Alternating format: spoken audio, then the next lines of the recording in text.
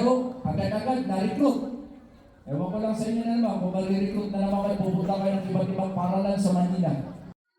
For bronze medal, of course, Lawn tennis, first we place, also acknowledge our Ringgit. awards committee from the Division of Apayo. Thank you very much, ma'am. And third first place. Congratulations. Janelle Andretti Canuto, third place. Marisol Lawn Castillo tennis, from the Division of Congratulations. Marjorie Manganes, third place. Lawn tennis player from Benguet. Congratulations. Keisha May, lawn tennis players, third place from Benguet.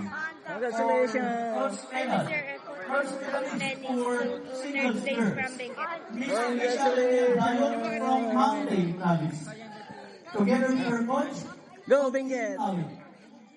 Lisa, your mother, Okay. Wale. Ay, certificate ni ma'am nga, ah. Ayan. Anyang event, ma'am?